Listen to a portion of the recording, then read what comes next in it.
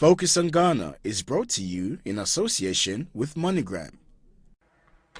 Businesses owned by Ghana-born or British Ghanaian entrepreneurs are becoming an important part of the UK business sector, particularly in London.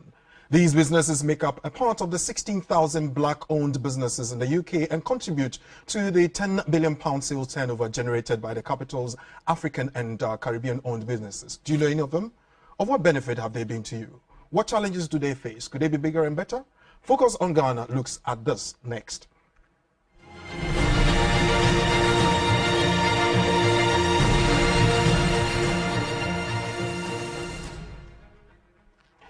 Hello and welcome to another edition of the program Focus on Ghana that discusses the African story from the Ghanaian perspective. We're going to look at Ghanaian businesses. But first of all, let's catch up with the news with Iya Nyako. Thank you, Kwaku. The World Bank has expressed concern about Ghana's growing fiscal deficit and warned of dangerous repercussions if the figure increases above 10% of gross domestic product. The 2014 target for fiscal deficit of GDP is 8.5%, but currently stands at 10.8%. A chief economist at the World Bank Africa Division, Mr. Francisco Ferreira, who made the point, observed that the increase in inflation rate and volatile food prices were due to the depreciation of the cedi. He said the current macroeconomic situation in Ghana required serious attention and expressed the hope that efforts by the government to address it will be successful. Blood tests from a 12-year-old girl in Ghana who died of viral fever with bleeding came back negative of the Ebola virus that has killed more than 90 people in Guinea and Liberia. It was the first suspected case of Ebola in the country. While the virus is known to be transmitted to people from wild animals before spreading in humans through person-to-person contact, its main animal host is currently unclear. This has impacted on the bushmeat trade in Ghana, where there has been a market drop in the sale of bushmeat such as grasscutter or cane rat and antelope, and some are even fearing for the future of bushmeat in the country. I don't know the disease the scientists have discovered, and they are telling us not to consume bushmeat anymore. The more they talk about the disease, the more it affects our business. The meat is there, but the customers don't want to buy because they are afraid to consume bushmeat nowadays. They don't want to buy from us anymore since cases of the Ebola virus was made known, saying the meat we are selling is contaminated. It has affected the business. What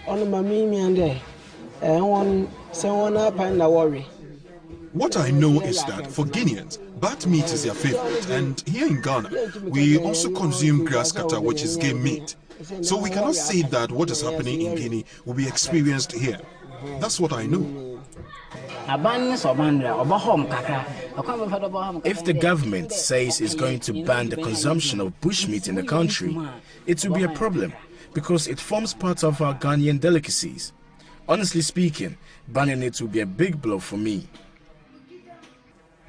Output from the Ghana offshore Jubilee oil field will hit between 105,000 and 110,000 barrels per day BPD in 2014 versus a budgeted 110,000 barrels. That's according to the Chief Executive of Ghana National Petroleum Corporation, Alex Mould, at the 2014 Ghana Summit on Oil and Gas. He added that Ghana is currently producing 109,000 barrels.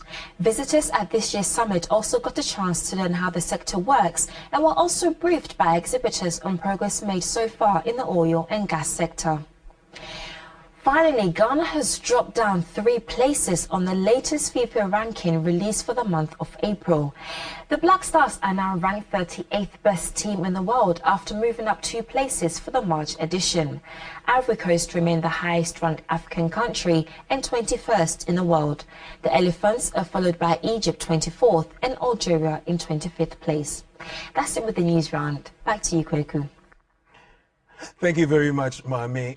My guests on the show this time are Carl Appiah, Ghanaian business owner. Thank you very much for coming. And next we have the chairman of the Association of African-Owned Entrepreneurs and Enterprises, so to speak, Washington Kapapiro. Thank you very much. Thank you for coming. Viewers, we're looking at Ghanaian and African businesses as they exist here in the UK. We're looking at the challenges they face, some of the things they need to do to live up to the expectations. Lines are open. You can call us and contribute whilst we have that discussion on 0207501701, or you can send an email to focusonghana@voxafrica.com. We would be looking at that. But first, let me take this short break, and when we come back, we'll go straight into the discussion. Focus on Ghana is brought to you in association with MoneyGram.